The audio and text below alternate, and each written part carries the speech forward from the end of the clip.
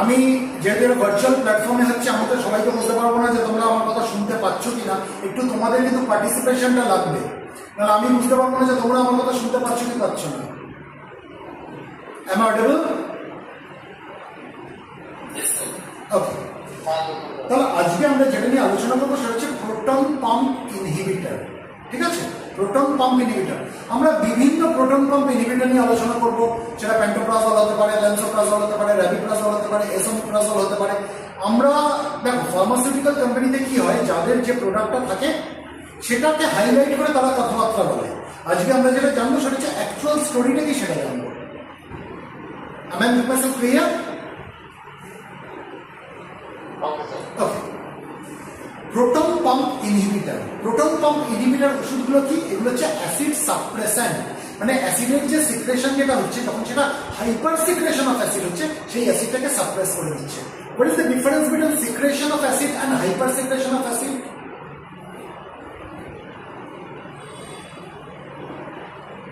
একটু আপনাদের পার্টিসিপেশন লাগবে, দুটোর মধ্যে পার্থক্য কি?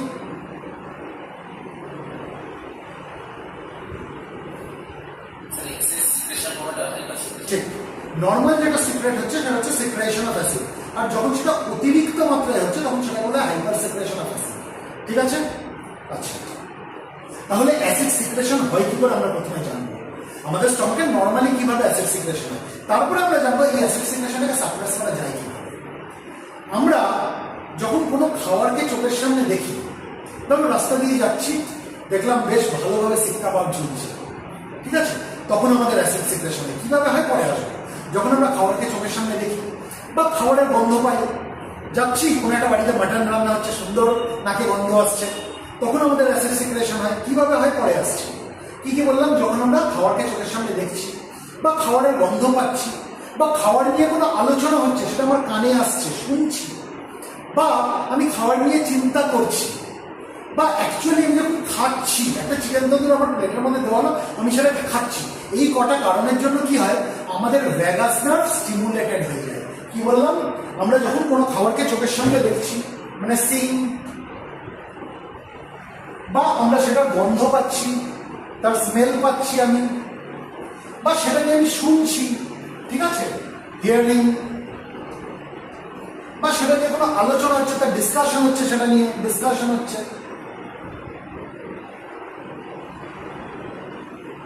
বা সেটা নিয়ে চিন্তা ভাবনা করছি যে ওই খাবারটা তো হেভি খাবারটা ছিল, মানে সেই কি বলবো, দাদা বৌদির বিরিয়ানির মতো বিরিয়ানি হয় না, এই যখনই চিন্তা ভাবনা করছি, থিঙ্কিং, বা আমি খাবারটাকে অ্যাকচুয়ালি কনজিউম করছি, আমি খাচ্ছি, ঠিক আছে, কনজামশন, কনজামশন, তখন কি হয়, আমাদের ভ্যাগাসটা অর্থাৎ 10th ক্র্যানিয়াল নার্ভ তখন স্টিমুলেটেড হয়ে যায়। বোর্ডটা দেখা যাচ্ছে কি? বোর্ডটা দেখা যাচ্ছে পরিষ্কার?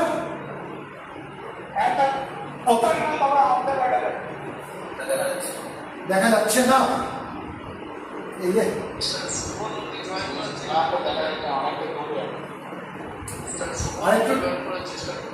আরেকটু টেনে আনবো ক্যামেরাটা, তাহলে সুবিধা হবে। হ্যাঁ, জয়েন করার চেষ্টা করছে, মাঝখানে জয়েন করার চেষ্টা করছে। হ্যাঁ, আমি অ্যাডমিট করে দিয়েছি। আর কেউ জয়েন করবে না তো সেশনের মাঝখানে? হ্যাঁ, সোনম দিয়ে রাখো। এবার কি বোর্ডটা দেখা যাচ্ছে পরিষ্কার?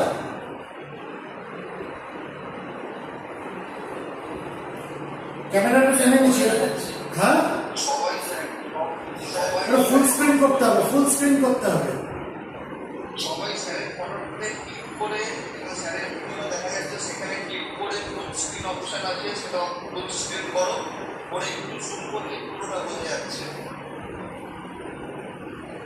ফুল স্ক্রিন করে জুম করতে হবে, পুরোটা স্ক্রিনটাকে করে জুম করতে হবে, কারণ এর থেকে ক্যামেরা টানলে আর আসবে না, ফোকাসের বাইরে চলে যাবে। বোঝা যাচ্ছে?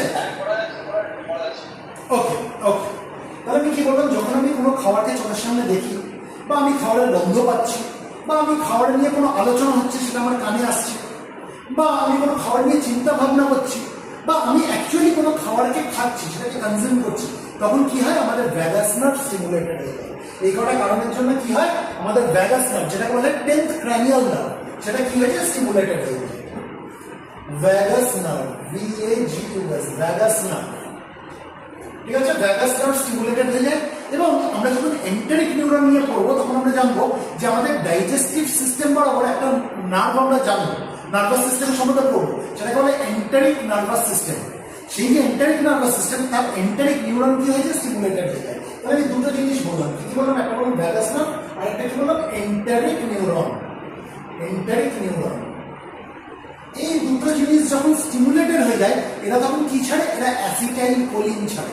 এরা কি ছাড়ে, অ্যাসিটাইল কোলিন। ঠিক আছে, শক্ত লাগলে আমাকে থামাবেন, আমি আবার বলবো, কারণ এটা যে কনসেপ্ট, এটা ভার্চুয়াল প্ল্যাটফর্মে বোঝা খুব শক্ত। আমি সেই জন্য বোর্ডের ব্যবহার করছি যাতে আপনাদের সুবিধা হয়। কিছু কারণ আমি বললাম যার জন্য কি হয়, আমাদের ভ্যাগাস নার্ভ এবং এন্টেরিক নিউরন স্টিমুলেটেড হয়ে যায়। এবং এরা কি ছাড়ে, এরা অ্যাসিটাইল কোলিন নামক এক ধরনের নিউরোট্রান্সমিটার ছাড়ে। Acetyl choline, ACETYL, acetyl choline, CHOLIN। ঠিক আছে, শর্টে আমরা এইভাবে লিখি ACH। বোঝাতে পারলাম, বোঝাতে পারলাম? আচ্ছা, তাহলে কিছু কারণের জন্য যখন আমাদের এই ভ্যাগাস নার্ভ এবং এন্টেরিক নিউরন স্টিমুলেটেড হয়ে যায়, এরা তখন কি ছাড়ছে, অ্যাসিটাইল কোলিন ছাড়ছে। এবার এই অ্যাসিটাইল কোলিন যায় কোথায়? আমাদের স্টমাকে কিছু সেলস আছে, সেগুলো আমরা বলবো, সেই সেলসগুলোর কাছে অ্যাসিটাইল কোলিন গিয়ে পৌঁছাবে। ঠিক আছে, এটা হচ্ছে অ্যাসিটাইল কোলিনের সিক্রেশন হলো, আমরা বুঝলাম। এবার আমাদের স্টমাকে এক ধরনের সেল থাকে যেটাকে বলে জি সেল, এক ধরনের সেল থাকে যেটাকে বলা হয় জি সেল। ঠিক আছে, এই যে সেলটা জি সেল যেটা স্টমাকে থাকে, এর মধ্যে থাকে গ্যাস্ট্রিন। তাহলে অ্যাসিটাইল কোলিন এসে কোথায় পৌঁছালো, অ্যাসিটাইল কোলিন প্রথমে এসে জি সেলে পৌঁছালো। এবারে জি সেলে এই অ্যাসিটাইল কোলিনের রিসেপ্টর রয়েছে, তার সঙ্গে অ্যাসিটাইল কোলিন বাইন্ড করে দেয়। রিসেপ্টর মানে কি, তালা আর চাবির কনসেপ্ট। ঠিক আছে, একটা চাবিকে আমি যদি একটা তালার মধ্যে ঢোকাই, তাহলে যে চাবিটা আমার বাড়ির তালা খুলবে, সেই চাবিটা কি আপনার বাড়ির তালা খুলবে? খুলবে না। তাহলে আপনার বাড়ির তালার জন্য আলাদা চাবি, আমার বাড়ির তালার জন্য আলাদা চাবি, তাই তো? প্রত্যেকটা ইন্ডিভিজুয়াল চাবির জন্য ইন্ডিভিজুয়াল তালা থাকে। ঠিক সেরকম প্রত্যেকটা ইন্ডিভিজুয়াল জিনিসের জন্য ইন্ডিভিজুয়াল রিসেপ্টর থাকে। অ্যাসিটাইল কোলিন তার নিজস্ব রিসেপ্টরেই কিন্তু বাইন্ড করতে পারবে, অন্য কোনো রিসেপ্টরে বাইন্ড করতে পারবে না। বুঝাতে পারলাম? উত্তর লাগবে। একটা সেলের মধ্যে অনেকগুলো রিসেপ্টর থাকতে পারে, কিন্তু কোনো একটা রিসেপ্টর সেই জিনিসটাই বাইন্ড করবে। অ্যাসিটাইল কোলিন তার নিজস্ব রিসেপ্টরই বাইন্ড করবে। সেলে যদি অন্য কোনো কিছু রিসেপ্টর থাকে, তার মধ্যে কিন্তু অ্যাসিটাইল কোলিন বাইন্ড করতে পারবে না। তার মানে অ্যাসিটাইল কোলিন যখন আমাদের স্টমাকে থাকা জি সেলে বাইন্ড করছে, তার মানে অ্যাসিটাইল কোলিনের জন্য নিশ্চয়ই কোনো রিসেপ্টর আমাদের এই জি সেলের মধ্যে রয়েছে, তাই তো? এই রিসেপ্টরটাকে বলে M3 মাস্কারিনিক রিসেপ্টর। কি বলা হয়? M3 muscarinic receptor. বোঝাতে পারলাম? অ্যাসিটাইল কোলিনের রিসেপ্টরকে বলা হয় মাস্কারিনিক রিসেপ্টর। ঠিক আছে, তাহলে জি সেলের মধ্যে কি রয়েছে, M3 মাস্কারিনিক রিসেপ্টর, যার জন্য অ্যাসিটাইল কোলিন এসে জি সেলে বাইন্ড করবে। এই অবধি বোঝাতে পারলাম? খুব শক্ত লাগছে? আমরা যখন খাবারকে চোখের সামনে দেখছি, বা আমরা খাবারের গন্ধ পাচ্ছি, বা কোনো খাবার নিয়ে আলোচনা হচ্ছে সেটা আমরা কানে শুনছি, বা খাবার নিয়ে চিন্তা ভাবনা করছি, বা অ্যাকচুয়ালি আমরা খাবারটাকে যখন খাচ্ছি, তখন কি বললাম, আমাদের ভ্যাগাস নার্ভ এবং এন্টেরিক নিউরন স্টিমুলেটেড হয়ে যায়। তখন তারা কি ছাড়ে, অ্যাসিটাইল কোলিন। ঠিক আছে, এই অ্যাসিটাইল কোলিন কোথায় গিয়ে বাইন্ড করবে, আমাদের স্টমাকে থাকা জি সেলে বাইন্ড করবে। ঠিক আছে, এবার জি সেলের মধ্যে কোথায় গিয়ে বাইন্ড করবে, তার একটা রিসেপ্টর রয়েছে, অ্যাসিটাইল কোলিনের রিসেপ্টর রয়েছে জি সেলে, যেটাকে বলা হয় M3 মাস্কারিনিক রিসেপ্টর। এই অ্যাসিটাইল কোলিন এসে জি সেলের M3 মাস্কারিনিক রিসেপ্টরে বাইন্ড করবে। বোঝাতে পারলাম? আচ্ছা, যখন অ্যাসিটাইল কোলিন এসে জি সেলের M3 মাস্কারিনিক রিসেপ্টরে বাইন্ড করবে, তখন জি সেল কি হয়ে যাবে, স্টিমুলেটেড হয়ে যাবে, অ্যাক্টিভেটেড হয়ে যাবে, উত্তেজিত হয়ে যাবে। আর তার জন্য কি হবে, এই জি সেলের মধ্যে থাকে গ্যাস্ট্রিন, তখন গ্যাস্ট্রিনকে রিলিজ করে দেবে। গ্যাস্ট্রিন হচ্ছে এক প্রকার হরমোন। ঠিক আছে, তাহলে কিসের রিলিজ করলো জি সেল, গ্যাস্ট্রিন রিলিজ করলো। বোঝাতে পারলাম? বোঝাতে পারলাম? জি সেলের মধ্যে কি থাকে, গ্যাস্ট্রিন থাকে। ঠিক আছে, এবার জি সেলের মধ্যে যখন অ্যাসিটাইল কোলিন এসে তার রিসেপ্টরে বাইন্ড করলো, অর্থাৎ M3 মাস্কারিনিক রিসেপ্টরে বাইন্ড করলো, তখন জি সেল কি হয়ে গেল, স্টিমুলেটেড হয়ে গেল, অ্যাক্টিভেটেড হয়ে গেল। ঠিক আছে, আর জি সেল যখন স্টিমুলেটেড হয়ে গেল, অ্যাক্টিভেটেড হয়ে গেল, তখন জি সেলের মধ্যে গ্যাস্ট্রিন নামক যে হরমোন আছে সেটাকে সে ছেড়ে দেবে। ক্লিয়ার? ক্লিয়ার?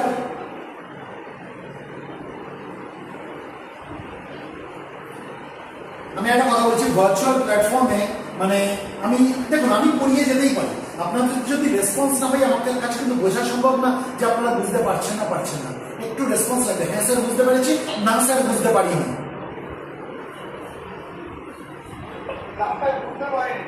হ্যাঁ সেটা বলুন। যখন আমরা খাবারকে চোখের সামনে দেখছি বা খাবারের গন্ধ পাচ্ছি বা খাবার নিয়ে কোনো আলোচনা হচ্ছে সেটা আমার কানে আসছে বা আমি অ্যাকচুয়ালি খাবারটাকে খাচ্ছি, তখন আমাদের শরীরে কি হয়, আমাদের ভ্যাগাস নার্ভ এবং এন্টারিক নিউরন এগুলো স্টিমুলেটেড হয়ে যায়। ভ্যাগাস নার্ভ আমরা শুনেছি তো, 10th ক্রানিয়াল নার্ভ। এই ভ্যাগাস নার্ভ এবং এন্টারিক নিউরন স্টিমুলেটেড হয়ে যায়, তখন তারা কি ছাড়ে, তখন তারা অ্যাসিটাইল কোলিন ছাড়ে। কি ছাড়ে তারা? অ্যাসিটাইল কোলিন ছাড়ে। এই অবধি বুঝতে পারলাম?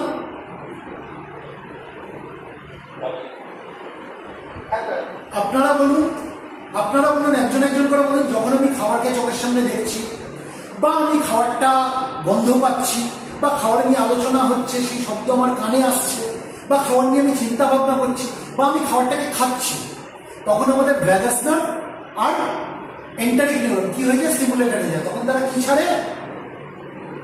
Acetyl choline. কি ছাড়ে? Acetyl choline. এবার এই যে অ্যাসিটাইল কোলিন ছাড়লো, এই অ্যাসিটাইল কোলিনটা কোথায় এসে পৌঁছাবে? স্টমাকে থাকা জি সেলে পৌঁছাবে। স্টমাকে থাকা জি সেলে পৌঁছাবে। বোঝাতে পারলাম? এই অ্যাসিটাইল কোলিন এসে জি সেলের সঙ্গে আটকে যাবে, বাইন্ড করে যাবে। কোথায় বাইন্ড করবে? জি সেলে একটা রিসেপ্টর রয়েছে যেটা বলে এন্ট্রি মাস্কারিনিক রিসেপ্টর, তার সঙ্গে বাইন্ড করে যাবে। বোঝাতে পারলাম? না বুঝলে এখনো বলুন, আবার বলবো। বোঝা গেছে? এবার যখন অ্যাসিটাইল কোলিন এসে জি সেলের এই রিসেপ্টর অর্থাৎ এন্ট্রি মাস্কারিনিক রিসেপ্টরে বাইন্ড করে যায়, তখন জি সেল কি হয়ে যায়? স্টিমুলেটেড হয়ে যায়, অ্যাক্টিভেটেড হয়ে যায়, উত্তেজিত হয়ে যায়। ঠিক আছে?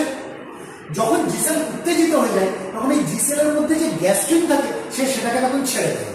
এই গ্যাস্ট্রিনটা কি? গ্যাস্ট্রিন হচ্ছে এক ধরনের হরমোন। ঠিক আছে? বোঝাতে পারলাম? জি সেল স্টিমুলেটেড হয়ে গেলে সে কি ছাড়বে? তার মধ্যে যে গ্যাস্ট্রিন নামক হরমোনটা আছে সেটাকে ছেড়ে দেবে। বোঝাতে পারলাম? এবার এই গ্যাস্ট্রিন আসবে কোথায়? গ্যাস্ট্রিন স্টমাকে আরো দুটো কোষের নাম বলবো, সেখানে গিয়ে গ্যাস্ট্রিন বাইন্ড করবে। একটা সেলের নাম হচ্ছে ইসিএল সেল, যার পুরো নাম হচ্ছে enterochromaffin like sell. ECL sell পুরো নাম কি বললাম? এন্টারোক্রোমাফিন লাইক সেল। লিখে দিচ্ছি আমি নাম। এন্টারোক্রোমাফিন,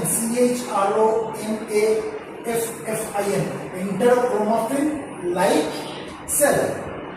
ঠিক আছে? এত বড় নাম যদি মনে না থাকে ইসিএল সেল মনে রাখতে হবে। ঠিক আছে? স্টমাকে ইসিএল সেল থাকে এবং আরেকটা সেল বললাম যেখানে এসে গ্যাস্ট্রিন বাইন্ড করবে, সেটার নাম হচ্ছে প্যারাইটাল সেল। সেটার নাম কি বললাম? Parietal sell. এটা হচ্ছে প্যারাইটাল সেল। Parietal sell. এই দুটো সেলেই এসে গ্যাস্ট্রিন কি হবে? বাইন্ড করে যাবে। বোঝাতে পারলাম না পারলাম না?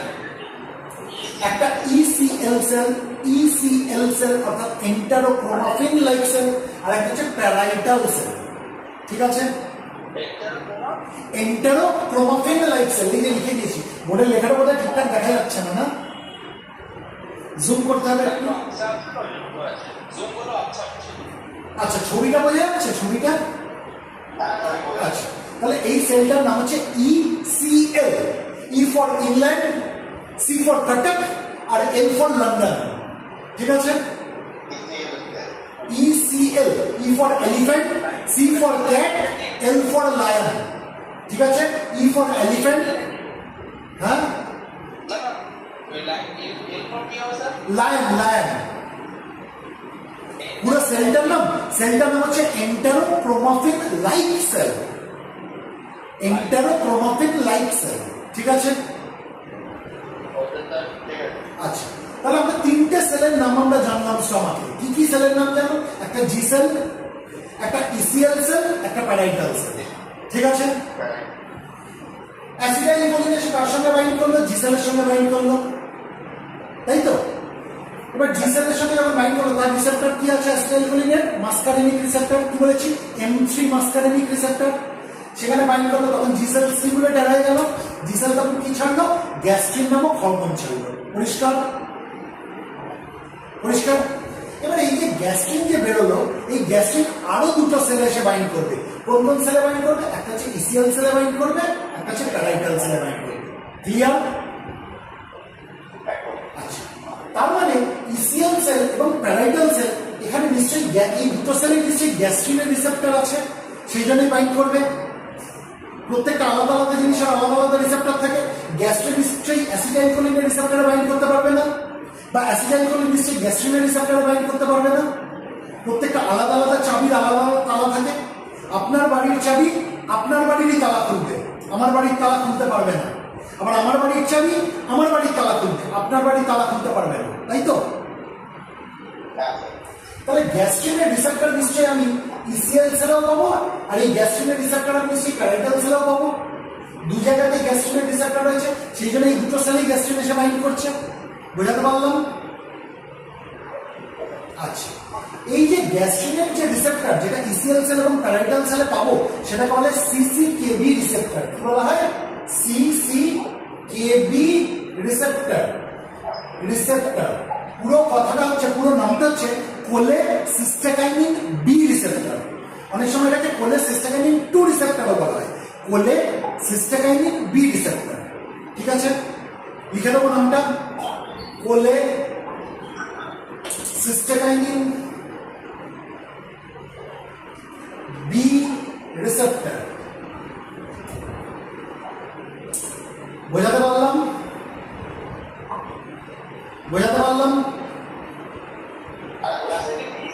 কোলেসিস্টেকাইনিন বি রিসেপ্টর বা কোলেসিস্টেকাইনিন 2 রিসেপ্টর ঠিক আছে সিসিকেবি বা CCK2 রিসেপ্টর ঠিক আছে কোলেসিস্টেকাইনিন বি বি ফর বোম্বে ঠিক আছে কোলেসিস্টেকাইনিন বি রিসেপ্টর কোথায় রয়েছে ইসিএল সেলে রয়েছে আবার প্যারাইটাল সেলে রয়েছে তাহলে সেখানে সে কে বাইন্ড করে গেল গ্যাস্ট্রিন বাইন্ড করে গেল শুনতে পেলাম না দুটো সেলেই আছে কারণ একই রিসেপ্টর থাকতেই হবে গ্যাস্ট্রিনের জন্য সেই জন্য দুটো সেলে বাইন্ড করছে অন্য রিসেপ্টর তো গিয়ে গ্যাস্ট্রিন বাইন্ড করতে পারবে না ক্লিয়ার এবার যখন গ্যাস্ট্রিন এসে প্যারাইটাল সেলে বাইন্ড করলো এই যে গ্যাস্ট্রিন যখন এসে প্যারাইটাল সেলে বাইন্ড করলো তখন কি হয়ে যাবে প্যারাইটাল সেল তখন হাইড্রোক্লোরিক অ্যাসিড ছাড়তে লাগবে বোঝাতে পারলাম একটু আগে আমি কি বলেছিলাম যে যত বেশি গ্যাস্ট্রিনের রিলিজ হবে তত বেশি হাইড্রোক্লোরিক অ্যাসিড সিক্রেট হবে ঠিক আছে একটু পরেই আমরা যখন রোগ নিয়ে পড়বো তখন আমরা পড়বো একটা বিশেষ ধরনের রোগ পড়বো ঠিক আছে যেখানে আমরা দেখবো যে গ্যাস্ট্রিনের সিক্রেশন বেড়ে যায় আর যেহেতু গ্যাস্ট্রিনের সিক্রেশন বেড়ে যায় তাহলে কি হবে there will be hyper secretion of acid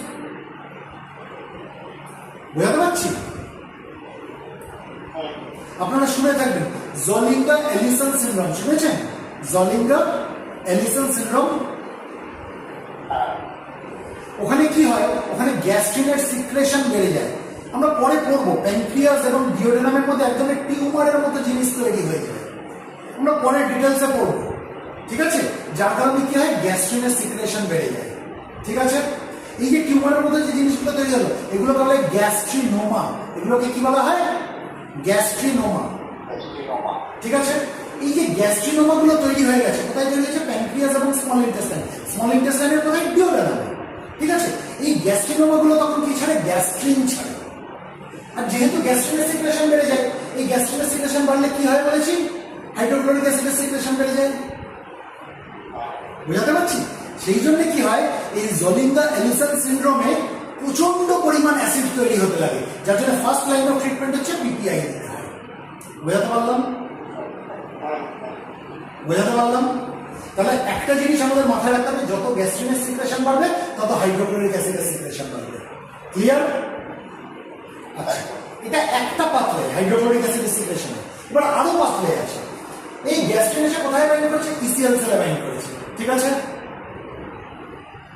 এই গ্যাস্ট্রিন এসে ইসিএল সেলও বাইন্ড করেছে তো, এই যে সিসিকেবি রিসেপ্টর তো ইসিএল সেলও রয়েছে, সেখানেও বাইন্ড করেছে। বোঝাতে পারছি? বোঝাতে পারছি? আচ্ছা, একটু রেসপন্স লাগবে।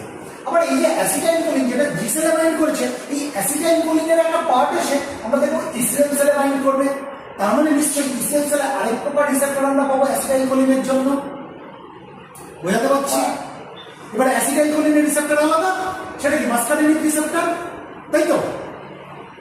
তার মানে ইসিএল সেলের মধ্যে আমরা কি পাচ্ছি?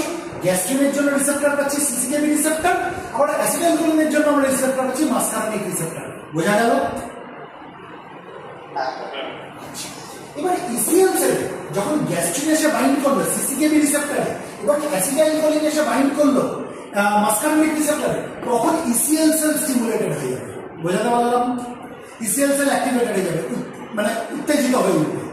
তখন ইসিএল সেলের মধ্যে থাকে হিস্টামিন, তখন হিস্টামিনকে রিলিজ করে দেবে। বোঝাতে পারলাম? বোঝাতে পারলাম?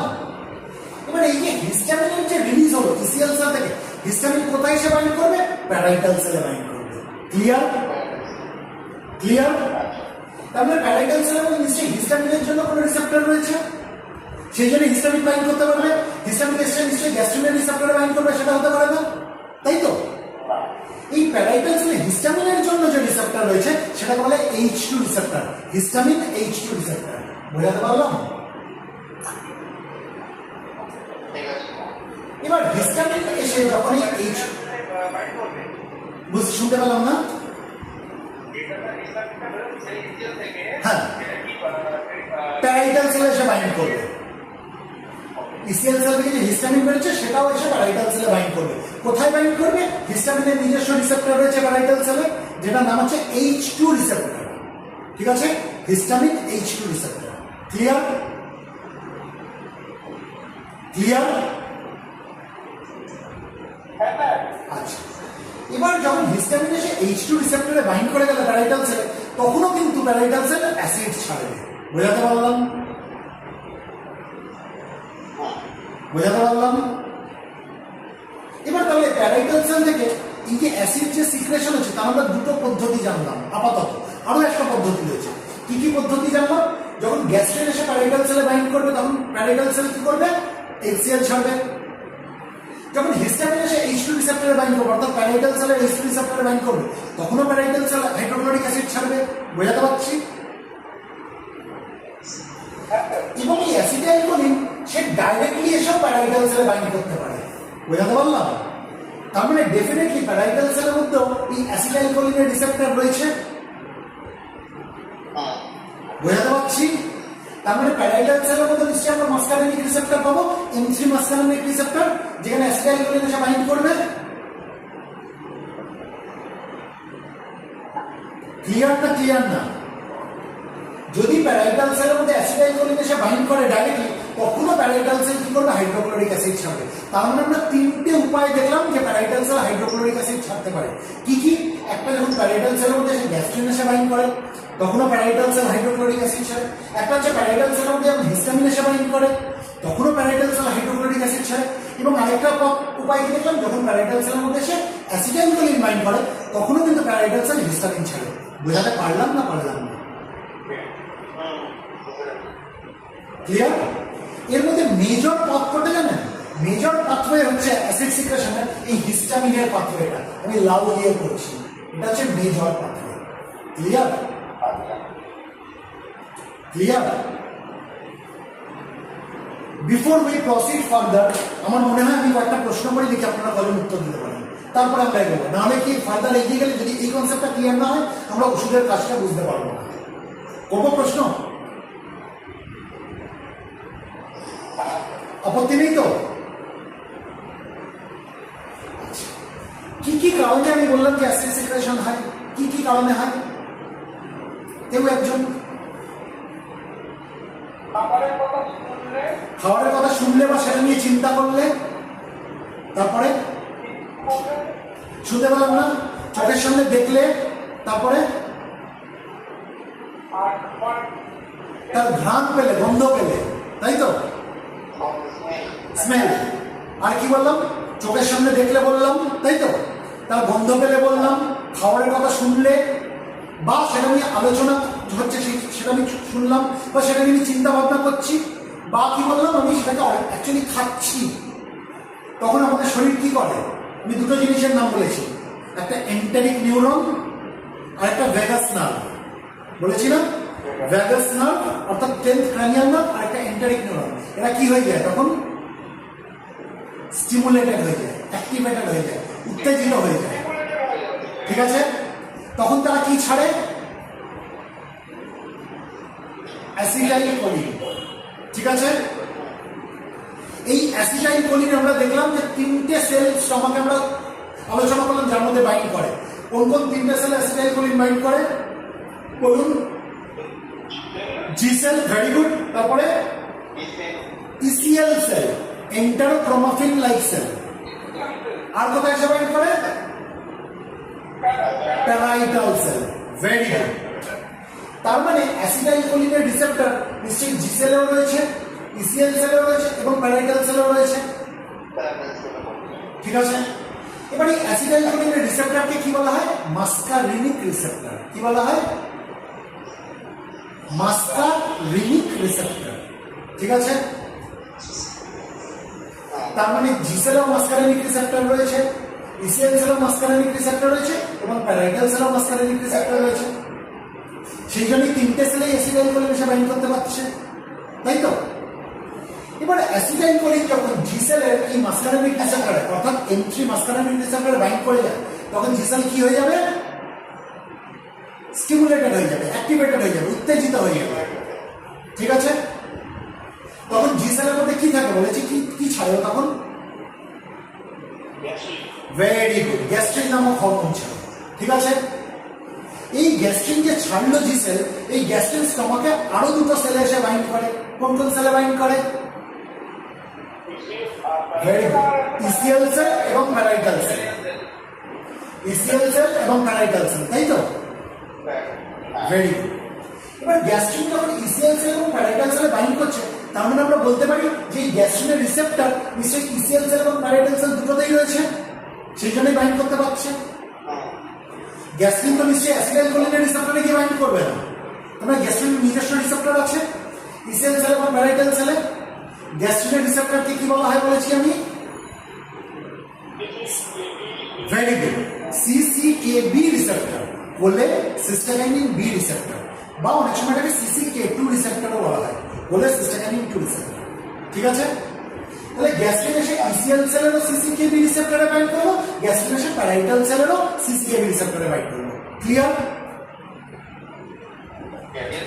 এবার গ্যাস্ট্রিন যখন প্যারাইটাল সেলের সিসিকেবি রিসেপ্টরে এসে বাইন্ড করলো, তখন প্যারাইটাল সেল কি ছাড়বে? না, হাইড্রোক্লোরিক অ্যাসিড ছাড়বে। Very good, parietal hydrochloric acid parietal cell থেকে বেরোয়, এটা মাথায় রাখতে হবে। ঠিক আছে? তাহলে গ্যাস্ট্রিন যখন এসে প্যারাইটাল সেলে বাইন্ড করলো, তখন প্যারাইটাল সেল কি ছাড়বে? হাইড্রোক্লোরিক অ্যাসিড ছাড়বে। ক্লিয়ার? ক্লিয়ার? আচ্ছা, এবার এই গ্যাস্ট্রিন যখন ইসিএল সেলে বাইন্ড করলো, তখন ইসিএল সেল কি ছাড়বে? ইসিএল সেল তো স্টিমুলেটেড হয়ে গেছে। ভেরি গুড, হিস্টামিন ছাড়বে। ঠিক আছে? আবার অ্যাসিটাইলকোলিন এসে যখন ইসিএল সেলে বাইন্ড করলো তার মাস্কারিনিক রিসেপ্টরে, তখন ইসিএল সেলে কি ছাড়বে? হিস্টামিন ছাড়বে, তাই তো? তার মানে গ্যাস্ট্রিন যখন ইসিএল সেলে বাইন্ড করছে তখনও ইসিএল সেল হিস্টামিন ছাড়ছে, অ্যাসিটাইলকোলিন এসে যখন ইসিএল সেলে বাইন্ড করছে তখনও ইসিএল সেল হিস্টামিন ছাড়ছে। ক্লিয়ার? এই হিস্টামিন কোথায় এসে বাইন্ড করবে? প্যারাইটাল সেলে বাইন্ড করবে। পরিষ্কার? হিস্টামিন যখন প্যারাইটাল সেলে বাইন্ড করছে তখন প্যারাইটাল সেল কি ছাড়বে? প্যারাইটাল সেল কি ছাড়বে? HCl, হাইড্রোক্লোরিক অ্যাসিড ছাড়বে। ক্লিয়ার? ক্লিয়ার? আচ্ছা, আবার যখন অ্যাসিটাইলকোলিন ডাইরেক্টলি এসে প্যারাইটাল সেলে বাইন্ড করছে, তার মানে প্যারাইটাল সেলে নিশ্চয়ই অ্যাসিটাইলকোলিনের রিসেপ্টর রয়েছে, এন্ট্রি মাস্কারিনিক রিসেপ্টর। তাহলে অ্যাসিটাইলকোলিন যখন এসে প্যারাইটাল সেলে বাইন্ড করছে তখন প্যারাইটাল সেল কি ছাড়বে? HCl ছাড়বে, তাই তো? তার মানে গ্যাস্ট্রিন বাইন্ড করলো HCl ছাড়ছে প্যারাইটাল সেল, হিস্টামিন বাইন্ড করলো প্যারাইটাল সেল HCl ছাড়ছে, আবার অ্যাসিটাইলকোলিন বাইন্ড করলো প্যারাইটাল সেল HCl ছাড়ছে। 3টে কারণের জন্য প্যারাইটাল সেল কি ছাড়ে? হাইড্রোক্লোরিক অ্যাসিড ছাড়া। Am I making myself clear? এবার এই তিনটে পাত্রের মধ্যে মেজর পাত্রে কোনটা সব থেকে বেশি পরিমাণ কাজ করে যেটা অ্যাসিড ছাড়ার জন্য, সেটা হচ্ছে হিস্টামিনের পাত্রে। আমি তার জন্য লাল দিয়ে করেছি। বোঝাতে পারলাম? এই অবধি কি কারোর কাছে কোনো অসুবিধা আছে? কারণ আমি যে কনসেপ্টটা দিলাম, আপনি যদি কোনো ফার্মাকোলজির বই উল্টেও ফেলেন, মানে এত ক্রিটিক্যাল করে জিনিসটা লেখা আপনাদের মাথায় ঢুকবে না। আমি কিন্তু জিনিসটাকে অনেকটা সহজ করে বললাম ছবির আকারে। এটা যদি কারোর বুঝতে অসুবিধা থাকে এখনো বলুন, আমি ক্লিয়ার করে দিচ্ছি। কারণ এবার আমি ওষুধের মেকানিজম অফ অ্যাকশনে ঢুকবো।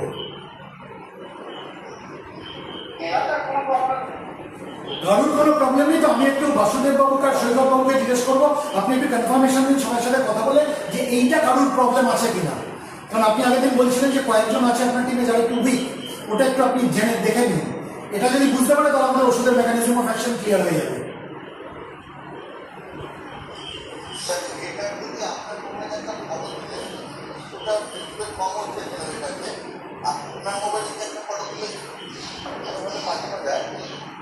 এই জিনিসটা ছবি তুলে বলছেন না, সে আমি পাঠিয়ে দেবো।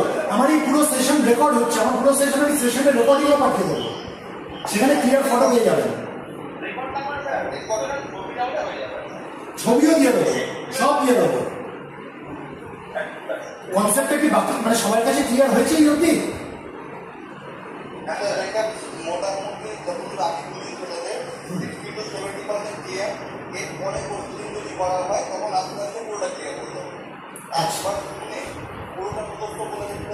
আমি পুরোটা মুখস্থ বলার কথা বলছি না, আমি বলছি নামগুলো তো তৈরি করতে হবে, নামগুলো তো মনে থাকবে না। কনসেপ্টটা ক্লিয়ার কি?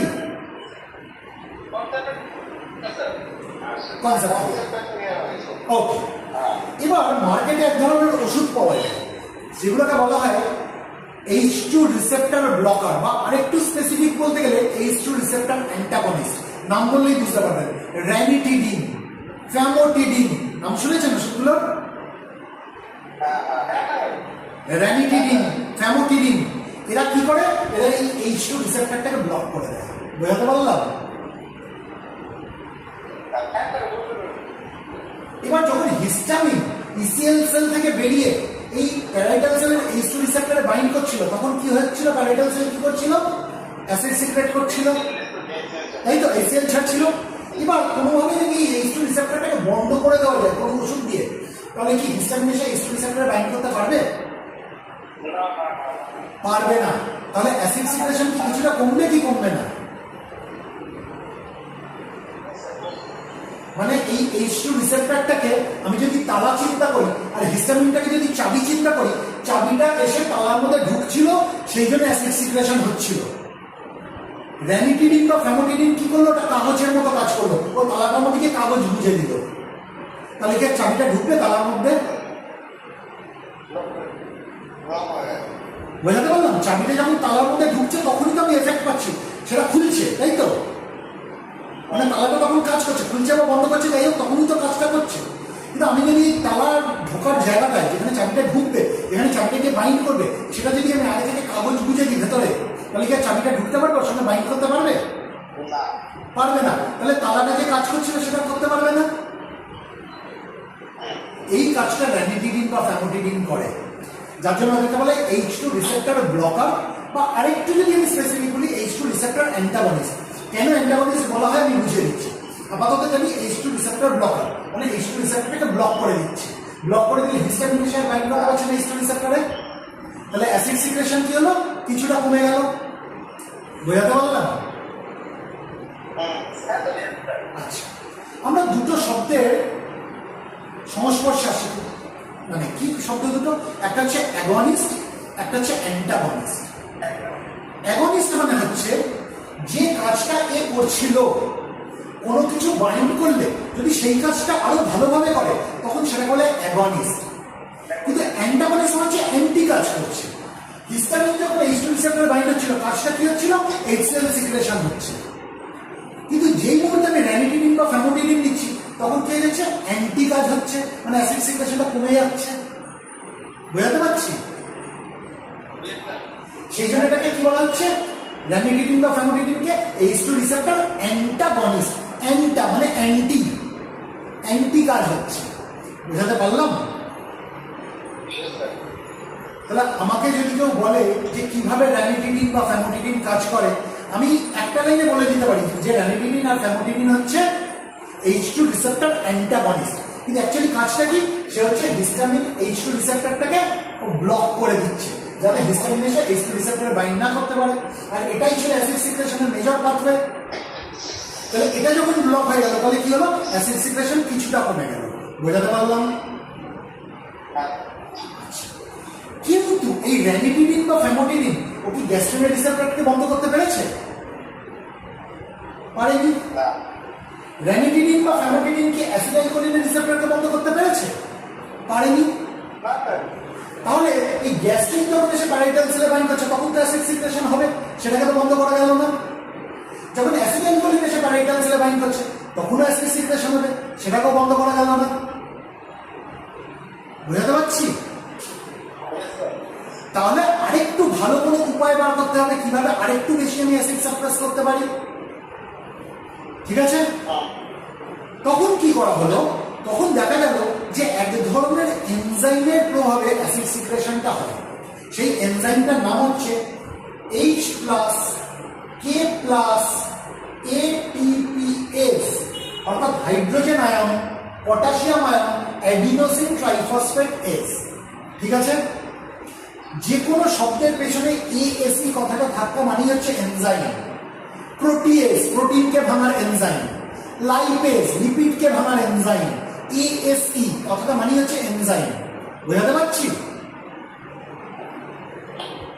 যে কোনো শব্দের পেছনে আমি যদি এএসই কথাটা পাই তার মানে সেটা হচ্ছে এনজাইম।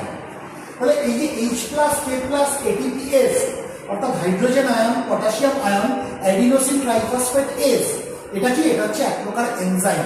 আর এই এনজাইমের প্রভাবেই কিন্তু প্যারাইটাল সেল থেকে কি ছাড়ে, এই H+টাকে ছাড়ে। H+ কি জানেন? H+ যেটা হাইড্রোজেন আয়ন এটাকে অ্যাকচুয়ালি বলা হয় প্রোটন। কি বলা হয়? প্রোটন। তাহলে এই H+ আয়ন বা প্রোটনকে কে ছাড়তে সাহায্য করছে? এই H+K+ATPase। এবার এই প্রোটন বেরিয়েছে, তার সঙ্গে যখন ক্লোরাইড আয়নের রিঅ্যাকশন হয় তখন কি তৈরি হয়? H+ আর Cl- দুটো রিঅ্যাকশন করে কি তৈরি করে? HCl, হাইড্রোক্লোরিক অ্যাসিড তৈরি হয়, তাই তো? তার মানে H+ এর রিলিজ হচ্ছে বলেই না হাইড্রোক্লোরিক অ্যাসিড তৈরি হচ্ছে। এই যে H+ এর যে রিলিজ হচ্ছে, H+ আর হাইড্রোজেন আয়ন বা যাকে আমরা প্রোটন বলি, এর যে রিলিজ হচ্ছে এই প্রোটনটা কে রিলিজ করতে সাহায্য করছে? H+K+ATPase নামক এনজাইম। সেই জন্য এই এনজাইমটাকে বলা হয় প্রোটন পাম্প। এই এনজাইমটাকে কি বলা হয়? Proton pump. বোঝাতে পারলাম? টুলু পাম্প যেমন জল ছাড়তে সাহায্য করে, প্রোটন পাম্প প্রোটনকে ছাড়তে সাহায্য করে, অর্থাৎ হাইড্রোজেন আয়নকে ছাড়তে সাহায্য করে। বোঝাতে পারলাম? এবার আমি যখন প্রোটন পাম্প ইনহিবিটর নিচ্ছি, সেটা হতে পারে ওমিপ্রাজল, সেটা হতে পারে ল্যান্সোপ্রাজল, সেটা হতে পারে প্যান্টোপ্রাজল, সেটা হতে পারে র্যাপিপ্রাজল, সেটা হতে পারে এসএম ওমিপ্রাজল, আমি যে কোনো পিপিআই যদি নিই, পিপিআই মানে প্রোটন পাম্প ইনহিবিটর, ওরা কোনো চ্যানেলে হাত দিচ্ছে না। না তো ওরা গ্যাস্ট্রিনের রিসেপ্টরকে বন্ধ করছে, না তো ওরা হিস্টামিনের H2 রিসেপ্টরকে বন্ধ করছে, না তো ওরা অ্যাসিটাইলকোলিনের M3 মাস্কারিন রিসেপ্টরকে বন্ধ করছে। ওরা আসল জায়গায় খেলছে, যার জন্য অ্যাসিড সিক্রেশনটা হচ্ছে। সেটা কি? সেটা হচ্ছে প্রোটন পাম্প। ওরা প্রোটন পাম্পকে ইনহিবিট করে দিচ্ছে। বোঝাতে পারলাম? কারণ কোনো কনফিউশন? তাহলে প্রোটন পাম্প ইনহিবিটর নাম থেকে আমি কি বুঝছি? এরা কি করছে? এরা প্রোটন পাম্পকে ইনহিবিট করে দিচ্ছে। ক্লিয়ার? ক্লিয়ার? এই প্রোটন পাম্পের কারণেই কিন্তু প্রোটনের রিলিজ হচ্ছিল, হাইড্রোজেন আয়নের রিলিজ হচ্ছিল। তাহলে আমি যদি কোনোভাবে প্রোটন পাম্পকে ইনহিবিট করে দিই তাহলে কি প্রোটন রিলিজ হবে? H+ আয়ন রিলিজ হবে? হবে না, তাই তো? তাহলে প্রোটন পাম্প, এবার যদি আমি একটা প্রশ্ন করি, efficacy wise which is far superior, H2 receptor antagonist আর প্রোটন পাম্প ইনহিবিটর? কোনটা বেশি ভালো কাজ করবে? বোঝাতে পারলাম? বোঝাতে পারলাম? কারণ H2 রিসেপ্টর অ্যান্টাগনিস্ট একটা দরজাকে বন্ধ করছিল, খালি হিস্টামিনকে H2 রিসেপ্টরে বাইন্ড করতে দিচ্ছে না, কিন্তু গ্যাস্ট্রিনকে তো সে আটকাতে পারছে না প্যারাইটাল সেলে বাইন্ড করার সঙ্গে। অ্যাসিটাইলকোলিনকে তো আটকাতে পারছে না প্যারাইটাল সেলে বাইন্ড করার সঙ্গে, তার মানে বাকি দুটো দরজা তো খোলা রয়েছে, একটা দরজাকে সে বন্ধ করছে, বুঝতে পারছি। কিন্তু প্রোটন পাম্প ইনহিবিটর কোনো দরজাতেই হাত দিচ্ছে না, কিন্তু যে মেইন যে যার জন্য এই প্রোটনের রিলিজ হচ্ছে, হাইড্রোজেন আয়নের রিলিজ হচ্ছে যে এনজাইমটা, সেই এনজাইমটাকে ইনহিবিট করে দিচ্ছে প্রোটন পাম্প ইনহিবিটর। ক্লিয়ার কি ক্লিয়ার না? Suppose Dr. Moinakkar is prescribing ranitidine and you have pantoprazole in your basket. আমি প্রচুর ranitidine লিখি, আপনার বাস্কেটে কি রয়েছে? প্যান্টোপ্রাজল রয়েছে। আপনি আমাকে কি বলে কনভিন্স করবেন? কেউ একজন বলুন।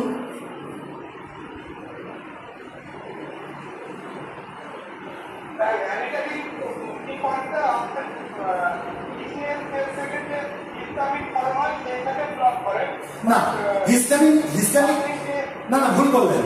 ইসিএল সেল থেকে হিস্টামিন যে বেরোচ্ছে সেটাকে বন্ধ করছে না, ইসিএল সেল হিস্টামিনকে ছাড়ছে, হিস্টামিনকে প্যারাইটাল সেলে বাইন্ড করতে দিচ্ছে না, ঠিক আছে?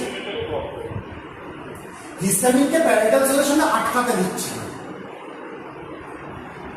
তাহলে আপনি কি বলবেন? স্যার আপনি যেটা লিখছেন H2 রিসেপ্টর অ্যান্টাগনিস্ট খুব ভালো ওষুধ, কিন্তু স্যার ওটা একটা দরজায় কাজ করছে, ও খালি হিস্টামিনকে H2 রিসেপ্টরে বাইন্ড করতে দিচ্ছে না। কিন্তু স্যার আপনি একটু চিন্তা করে দেখুন যে গ্যাস্ট্রিন তো এসে প্যারাইটাল সেলে বাইন্ড করছে, তার জন্য তো অ্যাসিড সিক্রেশন হচ্ছে। স্যার আবার অ্যাসিটাইলকোলিন এসে প্যারাইটাল সেলে বাইন্ড করছে, তার জন্য অ্যাসিড সিক্রেশন হচ্ছে। সেটাকে তো স্যার আপনি ranitidine ব্যবহার করে বন্ধ করতে পারছেন না। কিন্তু পেশেন্টের এত বেশি অ্যাসিড সিক্রেশন হচ্ছে যে আপনাকে কন্ট্রোল করতে হবে, তখন আপনি কি করবেন? তখন আপনি যেটার কারণে অ্যাসিড সিক্রেশন হচ্ছে, মেইন যে মানুষটা দাঁড়িয়ে অ্যাসিড সিক্রেট করছে, সেই মানুষটাকে দমন করে দিন। সেই মানুষটাকে কিছুই না, একটা এনজাইম যেটা হচ্ছে প্রোটন পাম্প। বুঝতে পারলাম? এই তো মেন কালপ্রিট, বুঝতে পারছি। অতিরিক্ত পরিমাণ প্রোটন পাম্প কাজ করতে লাগলো, যার জন্য অতিরিক্ত পরিমাণ প্রোটনের রিলিজ হচ্ছে। তাহলে আপনি এই জায়গায় প্রোটন পাম্পকে ইনহিবিট করে দিন। স্যার আমার কাছে প্যান্টোপ্রাজল রয়েছে, প্রোটন পাম্প ইনহিবিটর, আপনি প্রোটন পাম্পটাকে ইনহিবিট করে দিন না। আপনার কোনো দরজায় হাত লাগাতে হবে না, না তো আপনার গ্যাস্ট্রিনের রিসেপ্টরকে বন্ধ করতে হবে, না তো আপনার হিস্টামিনের রিসেপ্টরকে বন্ধ করতে হবে, না তো আপনার অ্যাসিটাইলকোলিনের রিসেপ্টরকে বন্ধ করতে হবে। আপনি স্ট্রেট প্রোটন পাম্প যে প্রোটনকে ছাড়ছিল সেটাকে ইনহিবিট করে দিন। এফিকাসি অনেক ভালো পাবেন আপনি। বুঝাতে পারলাম?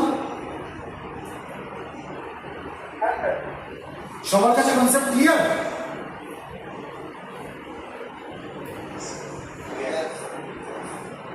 আচ্ছা, প্যারাইটাল সেলের মধ্যে কি কেমিক্যাল রিয়াকশন হয় আমি একটু সৈকত বাবুকে আর বাসুদেব বাবুকে বলবো। আমি কি ওই ডিটেলসে যাবো, না আমরা ডাইরেক্ট বিভিন্ন ব্র্যান্ডের আমরা কম্পারিজনে চলে যাবো? মানে নিতে পারবে আপনার স্টুডেন্টরা? পারবে? যাবো? ওকে, তাহলে বুঝছি এটা। শিখছেন যখন ভালো করেই শিখে নিন, বুঝতে না পারলে যতবার জিজ্ঞেস করবেন ততবার বলবো।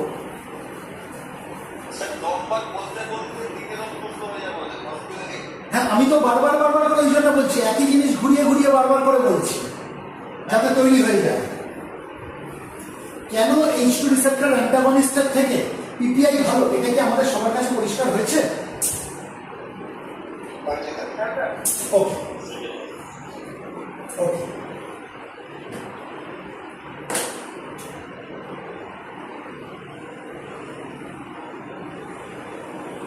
আমি বড় করে একটা কি আঁকলাম, এটা কি আঁকলাম আমি? ভেরি গুড, এই তো নাম তৈরি হয়েছে, প্যারাইটাল সেল। ঠিক আছে, এদিকে আছে স্টমাক, এদিকে আছে স্টমাকের লিউমেন, মানে ফাঁকা জায়গা, এদিকে অ্যাসিড সিক্রেশন হয়, বুঝতে পারছি? এদিকে অ্যাসিড সিক্রেশন হয়।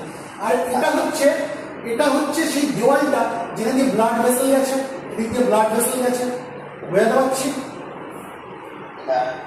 আচ্ছা, এবার যে কোনো কোষ, প্যারাইটাল সেল, আমরা যে কোনো কোষ যদি দেখি সেখানে আমরা কি দেখবো?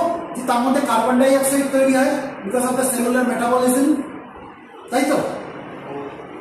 তাহলে প্যারাইটাল সেলের মধ্যে নিশ্চয়ই কার্বন ডাই অক্সাইড তৈরি হবে। প্যারাইটাল সেলের মধ্যে তো মেটাবলিজম হয়, তাই তো? আমরা তো জানি যে কোনো সেলের অক্সিজেন লাগে, আর তার মধ্যে মেটাবলিজমের কারণে যখন কার্বন ডাই অক্সাইড তৈরি হয়, কার্বন ডাই অক্সাইডকে আবার রক্তে পাঠিয়ে দেয়, এটা আমরা জানি তো। সেই ডিঅক্সিজেনেটেড ব্লাড আবার ডিঅক্সিজেনেটেড ব্লাড হয়ে ফিরে আসে। এগুলো আমরা পড়েছি আগে ছোটবেলায়। তাহলে যে কোনো কোষের মধ্যে আমরা জানি কি কার্বন ডাইঅক্সাইড তৈরি হয় বিকজ অফ মেটাবলিজম। তাহলে প্যারাইটাল সেলও তার ব্যতিক্রম না, এর মধ্যেও কার্বন ডাইঅক্সাইড তৈরি হবে। ক্লিয়ার? এবং রক্ত থেকেও সে কিছুটা কার্বন ডাইঅক্সাইডকে ভেতরে টানবে। বোঝাতে পারলাম? প্রধানত প্যারাইটাল সেলের মধ্যে কার্বন ডাইঅক্সাইড তৈরি হয় কিসের জন্য? তার ভেতরে যে মেটাবলিজম হচ্ছে তার জন্য। আর সামান্য কিছু কার্বন ডাইঅক্সাইড সে রক্ত থেকেও টানে। ঠিক আছে? এবার প্যারাইটাল সেলের মধ্যে জলও থাকে, ওয়াটারও থাকে।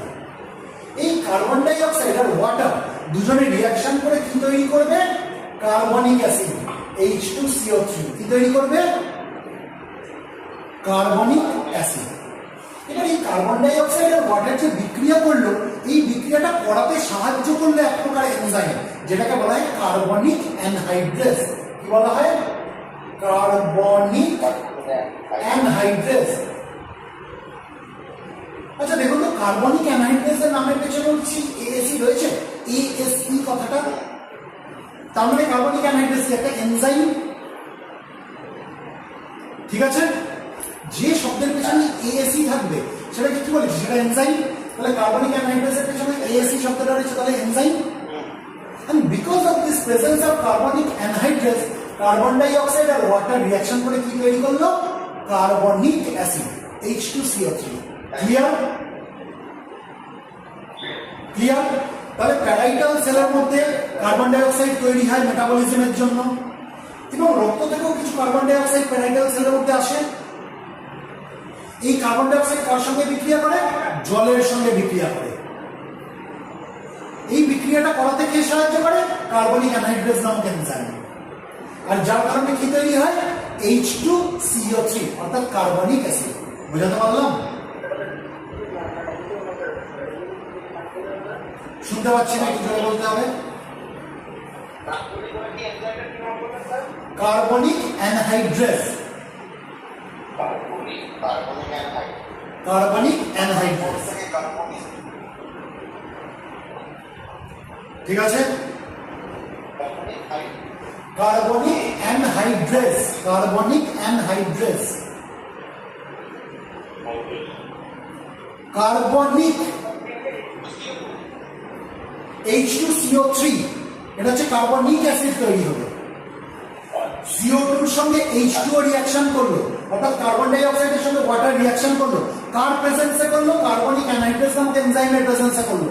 কি তৈরি করলো? Carbonic acid H2CO3। বোঝা গেল? ক্লিয়ার? আচ্ছা, এবার এই যে কার্বনিক অ্যাসিড যেটা তৈরি হলো, এটা একটা আনস্টেবল কম্পাউন্ড। এটা হচ্ছে আনস্টেবল। আনস্টেবল মানে কি? এটা বেশিক্ষণ এইভাবে থাকতে পারবে না, এটা ভেঙে যাবে। বোঝাতে পারলাম? এবার ভেঙে গিয়ে কি তৈরি করবে?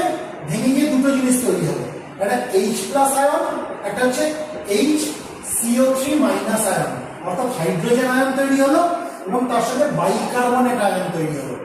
HCO3- এটা হচ্ছে বাইকার্বনেট আয়ন, আর H+ আয়ন এটা হচ্ছে হাইড্রোজেন আয়ন। বুঝাতে পারলাম? বোঝাতে পারলাম? তাহলে কার্বনিক অ্যাসিড যেটা আনস্টেবল বললাম, সেটা ভেঙে কি তৈরি হয়ে গেল? হাইড্রোজেন আয়ন এবং বাইকার্বনেট আয়ন। হাইড্রোজেন আয়নটা হচ্ছে পজিটিভলি চার্জ, বাইকার্বনেট আয়নটা হচ্ছে নেগেটিভলি চার্জ, HCO3-। ঠিক আছে? আচ্ছা, এবার এই যে HCO3- যেটা তৈরি হলো, অর্থাৎ বাইকার্বনেট আয়ন যেটা তৈরি হলো, এটা প্যারাইটাল সেলের বাইরে চলে আসবে। কোথায় চলে আসবে? রক্তের মধ্যে চলে আসবে। বোঝাতে পারলাম? বোঝাতে পারলাম? এবার রক্তের মধ্যে কি থাকে আমরা জানি? লবণ থাকে, সোডিয়াম ক্লোরাইড থাকে, NaCl আমরা জানি তো। রক্তের মধ্যে তখন NaCl ভাগ হয়ে যাবে কিসে? দুটো আয়নে, সোডিয়াম আয়ন এবং ক্লোরাইড আয়ন। রক্তের মধ্যে যে NaCl থাকে, Na মানে সোডিয়াম, Cl মানে ক্লোরিন আমরা জানি। এই দুটো মিলে লবণ তৈরি হয়, সোডিয়াম ক্লোরাইড NaCl। এই NaClটা তখন ভেঙে যাবে, কিসে ভাঙবে? N+ ion plus Cl- ion. বোঝাতে পারলাম? বোঝাতে পারলাম? রক্তের মধ্যে যে সোডিয়াম ক্লোরাইড থাকে, NaCl থাকে, এই NaClটা ভেঙে যাবে। কিসে ভেঙে যাবে? Na প্লাস আয়ন আর Cl মাইনাস আয়ন, অর্থাৎ সোডিয়াম আয়ন এবং ক্লোরাইড আয়নে ভেঙে যাবে। ক্লিয়ার? HCO3 মাইনাস অর্থাৎ বাইকার্বনেট আয়ন প্যারাইটাল সেলের ভেতর থেকে কোথায় চলে এসেছে? রক্তে চলে এসেছে। ঠিক আছে, এবার রক্তের ভেতর থেকে ক্লোরাইড আয়নটা কোথায় চলে আসবে? প্যারাইটাল সেলের মধ্যে চলে আসবে। বুঝাতে পারলাম? ক্লোরাইড আয়নটা রক্ত থেকে কার মধ্যে চলে আসলো? প্যারাইটাল সেলের মধ্যে চলে আসলো। বুঝাতে পারছি? তার মানে দেখুন, প্যারাইটাল সেলের মধ্যে আমি H প্লাস আয়ন পাচ্ছি, ক্লোরাইড আয়ন পাচ্ছি, হাইড্রোজেন আয়ন পাচ্ছি, ক্লোরাইড আয়ন পাচ্ছি। বুঝাতে পারছি? আচ্ছা, এবার রক্তের মধ্যে যে এই বাইকার্বনেট আয়ন যে রক্তের মধ্যে চলে গেছিল HCO3 মাইনাস, এ তখন কি হবে? এ তখন সোডিয়াম আয়নের সঙ্গে মিলে যাবে। মানে রক্তের মধ্যে তখন কি হয়ে গেল? সোডিয়াম আয়ন আর HCO3 মাইনাস আয়ন দুজনে রিঅ্যাকশন করে কি তৈরি করবে? সোডিয়াম বাইকার্বনেট, অর্থাৎ NaHCO3। বুঝাতে পারলাম? আচ্ছা, রক্তের মধ্যে কি গেছে? রক্তের মধ্যে HCO3 মাইনাস গেছে, তো প্যারাইটাল সেল থেকে রক্তের মধ্যে HCO3 মাইনাস চলে গেছে, তাই তো? আর রক্তের মধ্যে সোডিয়াম ক্লোরাইড ভেঙে গিয়ে সোডিয়াম আয়ন আলাদা হয়ে গেছে, Na প্লাস আয়ন আলাদা হয়ে গেছে। এই যখন Na প্লাস আয়ন আর HCO3 আয়ন মাইনাস রিঅ্যাকশন করবে তখন কি তৈরি হবে? NaHCO3, অর্থাৎ সোডিয়াম বাইকার্বনেট। বুঝাতে পারলাম? তাহলে রক্তের মধ্যে সোডিয়াম বাইকার্বনেট তৈরি হয়ে গেল, আর প্যারাইটাল সেলের মধ্যে হাইড্রোজেন আয়ন আমি পেয়েছি আর ক্লোরাইড আয়ন আমি পেয়েছি। ক্লিয়ার? এবারে এই যে জায়গাটা, এটাকে বলা হয় ক্যানালিকুলাস। সিঙ্গুলারে ক্যানালিকুলাস, প্লুরালে বলা হয় ক্যানালিকুলি। ঠিক আছে, এই ক্যানালিকুলির মধ্যে কি হবে? হাইড্রোজেন আয়ন অর্থাৎ প্রোটন রিলিজ হয়ে যাবে, আর ক্লোরাইড আয়ন, এখানে ক্লোরাইড চ্যানেল থাকে, ক্লোরাইড চ্যানেল দিয়ে ক্যানালিকুলির মধ্যে রিলিজ হয়ে যাবে। বোঝাতে পারলাম? তাহলে ক্যানালিকুলির মধ্যে আমি কি পাচ্ছি? আমি H প্লাস আয়নও পাচ্ছি, Cl মাইনাস আয়নও পাচ্ছি, অর্থাৎ হাইড্রোজেন আয়নও পাচ্ছি, ক্লোরাইড আয়নও পাচ্ছি। এরা দুজনে মিলে কি তৈরি করে দেবে? HCl, hydrochloric acid. বোঝাতে পারলাম? বোঝাতে পারলাম? প্যারাইটাল সেলের মধ্যে কেমিক্যাল রিঅ্যাকশনটা কিভাবে হয়? কারোর যদি মনে হয় না বুঝতে পারিনি বলুন, আমি আবার বলবো।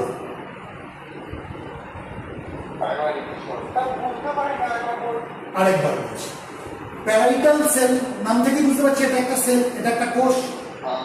এর মধ্যে মেটাবলিজম হয়, যেমন সব কোষের মধ্যে মেটাবলিজম হয়, প্যারাইটাল সেলও তার ব্যতিক্রম না, তার মধ্যে মেটাবলিজম হয়। এই অবধি বোঝা গেল? মেটাবলিজমের ফলে তার কি তৈরি হয়? কার্বন ডাই অক্সাইড তৈরি হয়। তাহলে প্যারাইটাল সেলের মধ্যে মেটাবলিজমের কারণে আমরা কার্বন ডাই অক্সাইড পাবো।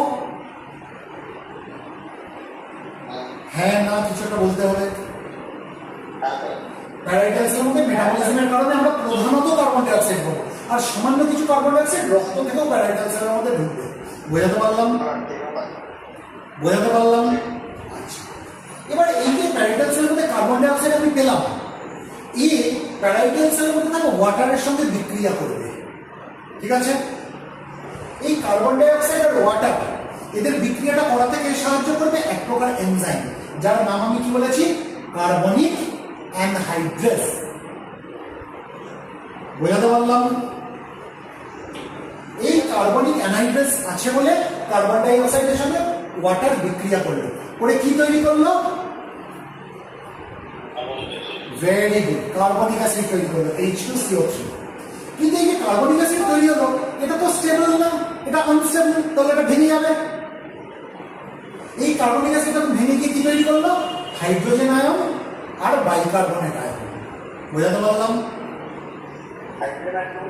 হাইড্রোজেন আয়ন অর্থাৎ H plus ion, positively charged ion, আর কি তৈরি করে? Bicarbonate ion, HCO3 minus ion, তাহলে negatively charged ion, HCO3 minus bicarbonate. ঠিক আছে, এবার এই যে যেটা নেগেটিভলি চার্জড আয়ন অর্থাৎ বাইকার্বনেট আয়ন, এটা প্যারাইটাল সেল থেকে বেরিয়ে কোথায় চলে যাবে? রক্তের মধ্যে চলে যাবে। ঠিক আছে, এবার রক্তের মধ্যে লবণ থাকে, আমরা জানি লবণ মানে কি? Sodium chloride, NaCl। এই NaClটা ভেঙে যাবে, ভেঙে কি তৈরি হবে? Na প্লাস আয়ন আর Cl মাইনাস আয়ন, অর্থাৎ সোডিয়াম আয়ন আর ক্লোরাইড আয়ন। বুঝতে পারলাম? যখন এই বাইকার্বনেট আয়নটা প্যারাইটাল সেল থেকে রক্তের মধ্যে চলে গেল, তখন রক্ত থেকে ক্লোরাইড আয়ন কোথায় চলে আসবে? প্যারাইটাল সেলের মধ্যে চলে আসবে। ঠিক আছে, তাহলে আমি রক্তের মধ্যে কি পাচ্ছি? আমি বাইকার্বনেট আয়ন পাচ্ছি, এবং রক্তের মধ্যে কি পাচ্ছি? সোডিয়াম আয়ন পাচ্ছি। এই সোডিয়াম আয়ন আর বাইকার্বনেট আয়ন রক্তের মধ্যে মিলে গিয়ে কি তৈরি হয়ে যাবে? সোডিয়াম বাইকার্বনেট, অর্থাৎ NaHCO3। বুঝলাম? আচ্ছা, প্যারাইটাল সেলের মধ্যে আগেই তো H+ আয়ন তৈরি হয়ে গেছে দেখলাম। এবার ক্লোরাইড আয়ন চলে আসলো রক্ত থেকে প্যারাইটাল সেলের মধ্যে। ঠিক আছে, এবার এই যে জায়গাটা, এই জায়গাটাকে কি বলা হয়? প্যারাইটাল সেলের এই জায়গাটাকে কি বলা হয়? ক্যানালিকুলাস। বললাম না, সিঙ্গুলারে ক্যানালিকুলাস, প্লুরালে বললে ক্যানালিকুলি। ঠিক আছে, এই ক্যানালিকুলাসের মধ্যে দেখবো যে হাইড্রোজেন আয়নটা রিলিজ হলো। ঠিক আছে, আর ক্লোরাইড আয়নটা ক্লোরাইড চ্যানেলের মাধ্যমে এই ক্যানালিকুলির মধ্যে চলে আসলো।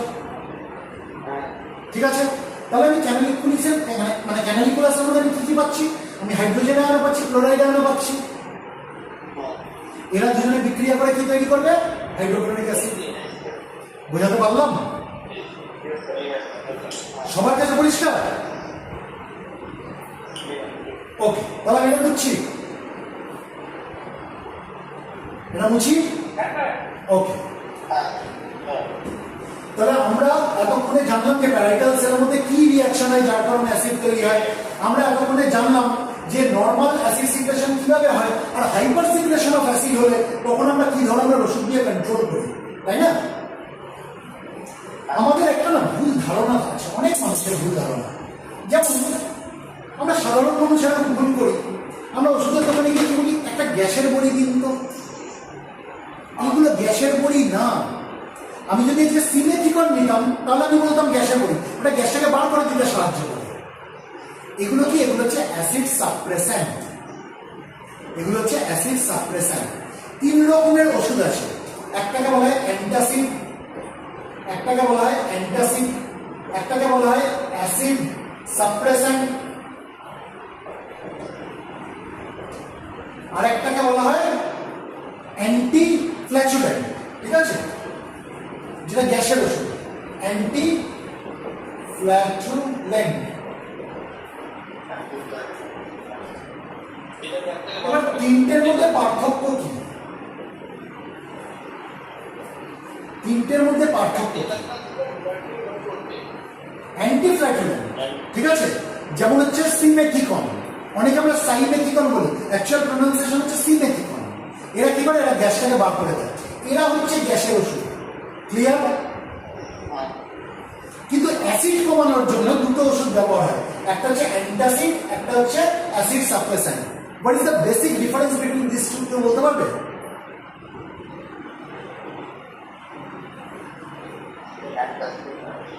Suppose I am suffering from hyper acidity, আমার হাইপার অ্যাসিডিটি হয়েছে। ঠিক আছে, তাহলে আমার স্টমাক তো অ্যাসিডে ভরে গেছে, তাই তো?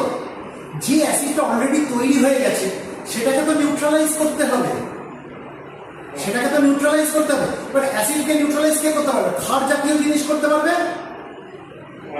তাই তো? এই অ্যান্টাসিড হচ্ছে সেরকম ওষুধ, যখন যে অ্যাসিডটা আমার অলরেডি তৈরি হয়েছে সেটাকে নিউট্রালাইজ করবে অ্যান্টাসিড। কিন্তু অ্যান্টাসিড কিন্তু ফার্দার অ্যাসিড সিক্রেশনকে আটকাতে পারবে না। বোঝাতে পারলাম? কিন্তু অ্যাসিড সাপ্রেসেন্ট নাম থেকে বুঝতে পারছি, এটা অ্যাসিডের সিক্রেশনটাকে সাপ্রেস করছে। আমার যদি অলরেডি অ্যাসিড বেশি পরিমাণ হয়ে গিয়ে থাকে স্টমাককে, অ্যাসিড সাপ্রেসেন্ট কিন্তু তখন কি করবে? ফার্দার অ্যাসিড সিক্রেশনটাকে কমাবে। কিন্তু যেটা তৈরি হয়ে গেছে সেটাকে তো নিউট্রালাইজ করতে পারবে না। তার জন্য কি নিতে হবে? আমাকে অ্যান্টাসিড দিতে হবে। বোঝাতে পারলাম? তাহলে যদি আমার স্টমাকে প্রচুর পরিমাণ অ্যাসিড তৈরি হয়ে গিয়ে থাকে, আমি প্রথমে কি করব? অ্যান্টাসিড দেব। অ্যান্টাসিড দিয়ে সেটাকে নিউট্রালাইজ করব। তারপরে কি দেবো? এবার নিউট্রালাইজ করলে তো হবে না, আবার তো অ্যাসিড তৈরি হচ্ছে, তাই না? তাহলে আমার কারণটাকে বন্ধ করতে হবে, সেই কারণটাকে বন্ধ করার জন্য অ্যাসিড সাপ্রেসেন্ট নেব। ক্লিয়ার কি ক্লিয়ার? আমার বাথরুমে জলের পাইপ ফেটে গেছে, আমার বাথরুম থেকে জলটাকে বার করতে হবে। দুটো উপায় হতে পারে, একটা আমি বালতি করে জলগুলোকে বার করে দিচ্ছি, তাহলে যেটা জমে গেছে সেটাকে আমি বার করতে পারবো। আরেকটা উপায় হচ্ছে যেখান দিয়ে জলটা ঢুকছে আমার বাথরুমে, সেই পাইপটাকে বন্ধ করে দিতে হবে। বোঝাতে পারছি? ধরুন আমার বাথরুমটা জলে একদম চৌবাচ্চা হয়ে গেছে, পাইপ ফেটে গেছে, জলে চৌবাচ্চা হয়ে গেছে, আমি পাইপটাকে বন্ধ করলাম না, বালতি করে করে জল ফেলছি, তাহলে কি হবে? চৌবাচ্চাটা একটা মানে যখন বার করছি তখন খুব আবার ভরে যাবে। এবার ধরুন আমি জলটাকে বার করলাম না, আমি পাইপটাকে বন্ধ করে দিলাম, তাহলে কি হবে? তার মানে ফার্দার জল আসছে না, কিন্তু জলটা তো থেকে যাবে। তাহলে আমাকে কি করতে হবে? প্রথমে বালতি করে জলগুলোকে ফেলে দিতে হবে, আর তার সঙ্গে যে পাইপটা ফেটে গিয়ে জলটা আমার ভরে যাচ্ছিল বাথরুম, সেটাকে বন্ধ করতে হবে। ঠিক সেরকম আমি যখন মানে হাইপার সিক্রেশন অফ অ্যাসিড প্রচন্ড অ্যাসিড হয়ে গেছে, প্রথমে যে অ্যাসিডটা তৈরি হয়ে গেছে সেটাকে আমি নিউট্রালাইজ করতে হবে। সেই নিউট্রালাইজটা কে করবে? অ্যান্টাসিড করবে। আমরা খাই না লিকুইড অ্যান্টাসিড, নিই না? আমি যেহেতু এটা একটা ফার্মাসিউটিক্যালের ট্রেনিং হচ্ছে, আমি কোনো ব্র্যান্ড নেম নিচ্ছি না, বুঝতে পারছি আমরা লিকুইড অ্যান্টাসিড নিই তো, ঢেলে খাই তো। অ্যান্টাসিড দোকানে কি বলি একটা অ্যান্টাসিড দিন, গোলাপি গোলাপি বোতল, তাই তো? তাহলে অ্যান্টাসিড কি করে? যে অ্যাসিডটা তৈরি হয়ে গেছে সেটাকে নিউট্রালাইজ করে দিল। এবার এখানেই আমার কাজ শেষ হলো না, ফার্দার যে অ্যাসিড সিক্রেশন হচ্ছে সেটাকে তো কমাতে হবে, নাহলে তখনকার মতো নিউট্রালাইজ হলো, আবার তো অ্যাসিড ভরে যাবে। বোঝাতে পারছি? তখন আমাকে কি নিতে হবে? অ্যাসিড সাপ্রেসেন্ট নিতে হবে। ক্লিয়ার? এবার এই অ্যাসিড সাপ্রেসেন্ট আমি কি বলেছি? H2 রিসেপ্টর অ্যান্টাগনিস্ট অ্যাসিডকে সাপ্রেস করছে, আবার প্রোটন পাম্প ইনহিবিটর অ্যাসিডকে সাপ্রেস করছে, অর্থাৎ H2 receptor antagonist acid suppressant, proton pump inhibitor acid suppressant. পরিষ্কার? কিন্তু দুটোর মধ্যে বেটার কোনটা? আরে অ্যাসিড সাপ্রেসেন্টের মধ্যে সেটা H2 রিসেপ্টর অ্যান্টাগনিস্ট হতে পারে, র্যানিটিডিন, ফ্যামোটিডিন, ঠিক আছে? বা অ্যাসিড সাপ্রেসেন্টের মধ্যে প্রোটন পাম্প ইনহিবিটর হতে পারে ওমিপ্রাজল, ল্যান্সোপ্রাজল, প্যান্টোপ্রাজল, র্যাবিপ্রাজল, এসোমিপ্রাজল, যে কোনো প্রোটন পাম্প ইনহিবিটর। আমি যদি H2 রিসেপ্টর অ্যান্টাগনিস্ট এবং প্রোটন পাম্প ইনহিবিটর কম্পেয়ার করি অ্যাসিড সাপ্রেসেন্টের মধ্যে, which is offering a better efficacy, কোনটা বেশি পোটেন্ট, কোনটার এফিকেসি ভালো? প্রোটন পাম্প ইনহিবিটরের এফিকেসি ভালো। Proton pump inhibitor shows a superior efficacy as compared to that of H2 receptor antagonist. বুঝতে পারলাম? কারণ H2 receptor antagonist একটা দরজা বন্ধ করছে, বাকি গ্যাস্ট্রিনের দরজা আর অ্যাসিটাইলকোলিনের দরজা খোলা রয়েছে। ছবিটা এঁকেছিলাম। কিন্তু প্রোটন পাম্প ইনহিবিটর কোনো দরজাতেই হাত দিচ্ছে না। মেইন যে যার কারণে অ্যাসিড সিক্রেশন হচ্ছিল, প্রোটনের রিলিজ হচ্ছিল, সেই এনজাইমটাকে ইনহিবিট করে দিচ্ছে। প্রোটন পাম্প ইনহিবিটর প্রোটন পাম্পকে ইনহিবিট করে দিচ্ছে। ক্লিয়ার?